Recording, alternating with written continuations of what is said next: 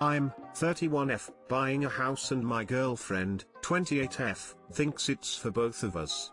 How do I tell her it's not? My girlfriend and I have been dating for about 9 months. I love her so much and our relationship is by far the best one I've ever had. That being said, we have, in the past, had issues about space, with her wanting us to spend more time together and me needing to have at least a little time to myself throughout the week. We've compromised and worked through it and it's fine, but she's made a few comments here and there about being excited to get to wake up next to me every day at some point in the future and that sort of thing. I've never lived with a partner before and I haven't had a roommate in over 10 years, so that conversation feels very far off for me, although I'm not opposed to discussing it someday. So anyway, I recently / unexpectedly came into some money for the first time ever and I've started shopping for my first home. Throughout the process I've obviously talked about it with my girlfriend, have sent her listings, etc., but never once did I say or imply that this house would be for both of us. Of course I value her opinion and I'm totally taking location / proximity to her into consideration, but I never envisioned us moving in together after less than a year of dating. However, I found out today that she expects that, because she mentions how she hopes the home buying process goes quickly because she can't wait to no longer live with her roommates. I'm trying to figure out the most gentle, diplomatic way of telling her that I don't plan for this move to change our relationship that much. Obviously she's always welcome at the house just like she is at my current apartment, but it will be my house and she'll be there visiting as my girlfriend, just like I am when I go to her apartment. Again, that's not to say that I never want to move in with her, but I am absolutely not ready to do that right now. It's also striking me as a little entitled that she would assume I would buy a house with my own money and that it would somehow be for both of us, but to be clear, that's never been a thing with her before. If anything, she's usually the one who insists on paying for dinner, buying me gifts, etc. I think she'd be mortified to know I'm interpreting this as entitled, so I really don't think that's intentional on her part. Mostly I'm concerned that this is going to flare up the issue we had early on where she felt like I didn't want to see her as much as she wanted to see me, and that it's going to cause a bigger problem besides me just not being ready to move in together yet. Too long didn't read // I'm buying a house, my girlfriend thinks it's for both of us. How do I tell her it's not?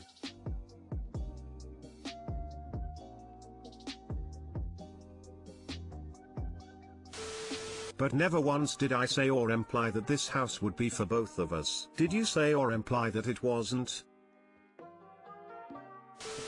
Nor, when you started sending her listings, she is going to assume she has some influence over the decision and thusly will be an occupant of said house. Not implying it is not the same as being clear about your intentions. You cannot fault a person for making that assumption and running with the fantasy. And that's on you, so be sure to be clear now about how you got to here.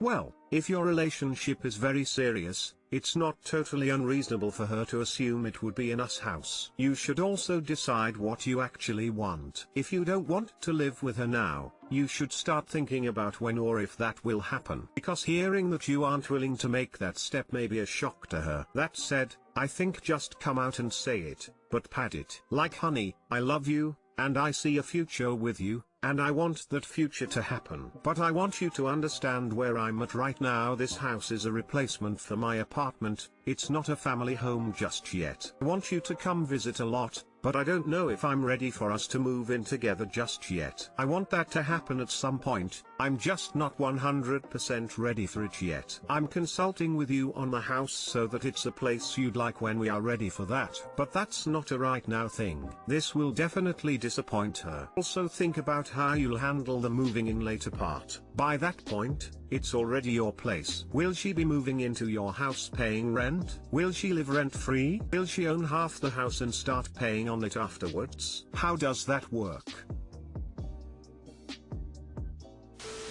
Yikes. When you started showing her listings and asked her opinion, I can see how she would think this. Good luck with that conversation. Let us know how it goes. If I was in her shoes and had been sent listings, I would also believe that I'm being included in the plans.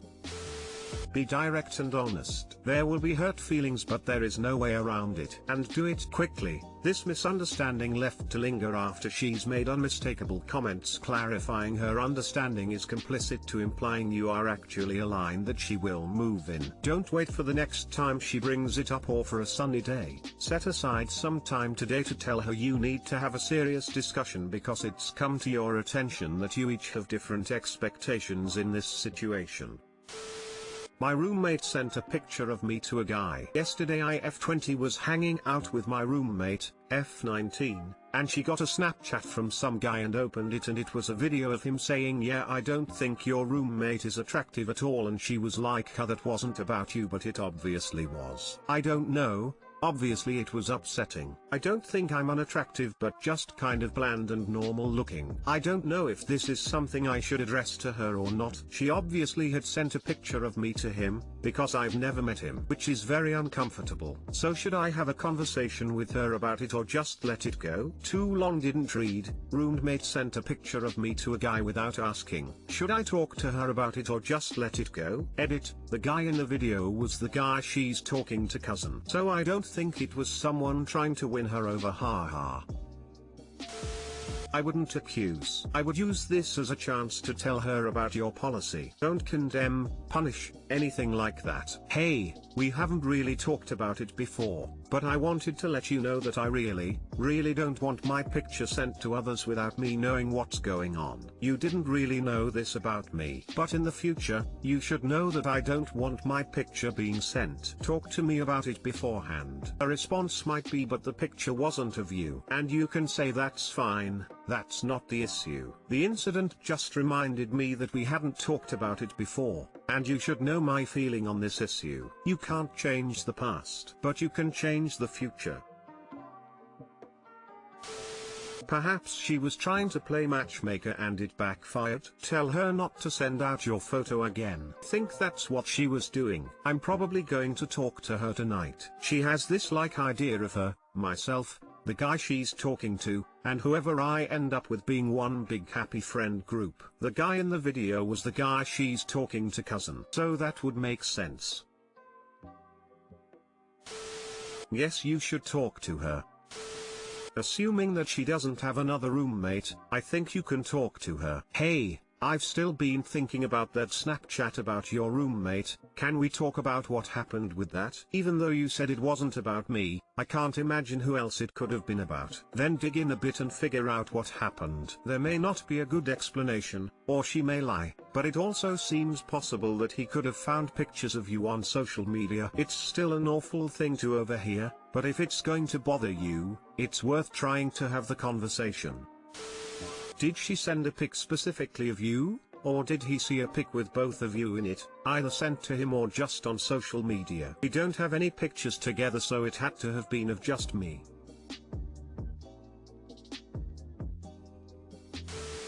Should I, 18 meters, make the same effort with my brother, 9 meters, as I do my sister 5F? My, 18 meters / parents split up when I was young. My father / 37 meters / has 2 other children, Joe, 9 meters / and Ally, 5F /. I live with my mother and see my father every other weekend. On Saturdays, Ally has swimming lessons, and since my stepmother is back in work, it has been my job to drive her. I don't mind, she's a pretty entertaining kid and she never tells my father if we sneak off to McDonald's afterwards, providing I buy her a Happy Meal. I've started driving her to her lessons even on the Saturdays I'm not scheduled to be with my father, which my stepmother has described as being a real help. I also sometimes bring her with me when it's my turn to walk the dogs, and we'll hang out in the park for a little while. Since I've been doing this, my father has been incessant about having me bond with my brother in the same way. He's tried this before, but Joe and I just don't get on. He can be a violent kid who is quick to resort to punching or tackling people, and his only real hobbies are video games and table tennis. But he throws a fit if anyone ever beats him. When I'm at my father's, We used to have to share a room, and he and his mother made it very clear that I was always seen as a guest in his space, so my room never felt like my own there. I've long since come to terms with the knowledge that I'll never have a brilliant relationship with him. I hardly had a relationship with my father when he was born, and that probably didn't help. But my father is trying to encourage me to spend the entire time that I'm supposed to be seeing him with Joe and Ally, so we'll bond. Sometimes it's hard not to feel like an unpaid babysitter. My father and stepmother are often gone hours while I have to prevent Joe attacking our sister because she beat him at snakes and ladders. However, my grandmother said something to me that has made me think. When Joe was born, I was 9, and it wasn't great to see my father and grandparents give him all of the attention, so I can see why Joe would be angry that I don't give him the same attention that I give his sister. Should I be making more of an effort? TL, Doctor, I take my sister to her swimming lessons and take her on dog walks. I've never gotten on well with my brother, and he doesn't seem to like me either, but my father wants me to bond with him. Should I be making more of an effort?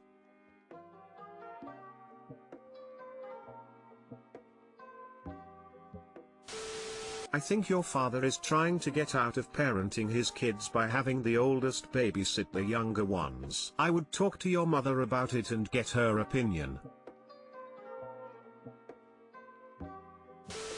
I have a 10-year-old niece who is also a sore loser. She loves playing competitive games and is always really excited to play, but cannot handle losing. She's not violent, but she can be rude and mean to others, especially if they are beating her at a game. So what I've been doing when spending time with her is playing less competitive games, me versus you, and playing more cooperative games, where we have to work as a team. You can even turn competitive games into cooperative games quite easily. For example, there's a game we play where you reveal a category, books, pizza toppings, etc., and you have 30 seconds to name as many things that fit that category as you can. It's supposed to be a competitive game, who can name the most things, but we play it so that we both name things out loud and see how many we can come up with as a team. We also do a lot of things together that aren't games at all, like drawing/coloring, clay modeling, going on nature walks, baking, construction toys, Lego, imaginative play with dolls/plushies, etc. We do still play competitive games sometimes. But before we play, I always do a little speech about how you can't win every time, and even if you lose it's okay. It's not the end of the world, you might win next time, and the most important thing is having fun and being a good sport even if you don't win. Sometimes it works, sometimes it doesn't, depending on what mood she's in. If she does start to get moody and angry because she's not winning, I gently explain that I don't want to continue playing with her if she's going to be a sore loser. Sometimes she's able to pull herself together, sometimes we just stop playing and do something else. I feel like she's slowly learning. Maybe you could incorporate a similar strategy with your brother. It's important to spend time with him even if you don't like this aspect of his personality. He's still very young. His behavior issues might just be immaturity. I think it would be nice if you made more of an effort with him, because he's too young to not be hurt by how different you are with him and your sister, and you're old enough that you probably don't feel like just another sibling to him. But it is understandable to be closer to your sister, and making a bit more of an effort with him doesn't necessarily mean you are ever going to be as close to him as you are to her. People just get along better with some people than others. I think it's important to consider that the continued behavioral issues are almost certainly a result of a lack of parental intervention and guidance regarding how to deal with his frustration. If they are not teaching him how to cope with his feelings and simply allowing him to act out with violence, he will never learn better. 9 is plenty old enough to understand that hitting isn't acceptable. While there may be occasional lapses that should be checked with non-physical discipline and constructive coaching on better ways to deal with those feelings, if it's a regular pattern of behavior at 9, he will still not be equipped to handle himself appropriately at 19 or 29. Perhaps he will have learned by then that he can't just hit people and get away with it consequence-free, but he still won't be able to self-regulate the emotions that are causing him to do so currently. Unfortunately, it seems like so many parents drop the ball when it comes to teaching emotional regulation to children, but he is absolutely old enough to learn.